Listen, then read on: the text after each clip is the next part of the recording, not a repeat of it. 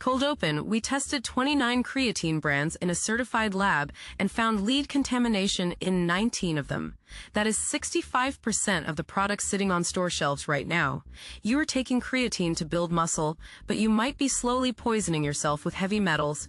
Welcome back to the Real Bio Protocol, the channel where we break down the science of peptides, fitness, and health optimization that most people will never hear about.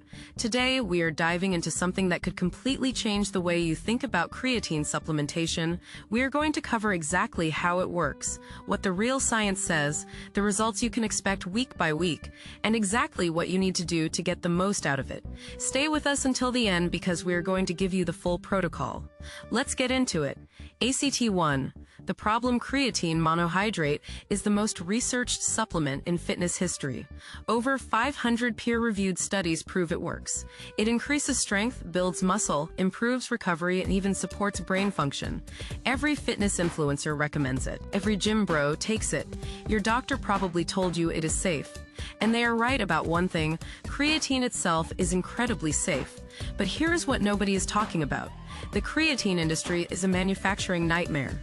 Most creatine comes from China, where quality control ranges from excellent to basically non-existent. The raw materials used to synthesize creatine can contain heavy metals like lead, arsenic, and mercury. And if the manufacturer cuts corners on purification, those contaminants end up in your tub. Lead is a neurotoxin. There is no safe level of lead exposure according to the CDC. It accumulates in your bones, it damages your brain, it destroys your kidneys over time. And millions of people are scooping it into their protein shakes every single morning, thinking they are doing something healthy. The FDA does not test supplements before they hit the market. They wait until people get sick. By then, you have already been poisoned for months or years. ACT2, the hidden truth, we partnered with an independent lab to test 29 of the most popular creatine brands on the market. We bought them retail. We tested them blind, and the results were devastating. 19 out of 29 brands tested positive for lead contamination above California Proposition 65 limits. That is the strictest standard in the country. 7 brands had arsenic levels that raised red flags. 3 brands contained mercury traces. The worst offenders were budget brands selling for under $20 per kilogram. But here's the shocking part. 2 premium brands that charged triple the price also failed testing. Price does not guarantee purity. The brands that passed all had something in common. They used Creapure, a patented form of creatine monohydrate manufactured in Germany under pharmaceutical-grade conditions. They also provided third-party certificates of analysis that we verified with the testing labs. The brands that failed either sourced cheap Chinese creatine without verification or simply lied about their testing protocols. One brand claimed third-party testing on their label but could not produce a certificate when we asked. ACT3, the mechanism here is why this matters at a biological level. Lead competes with calcium in your body. Your bones absorb it. Your neurons mistake it for essential minerals. Over time, it disrupts everything from muscle contraction to cognitive function. You are taking creatine to increase phosphocreatine stores in your muscles. This gives you more ATP, more explosive energy for heavy lifts.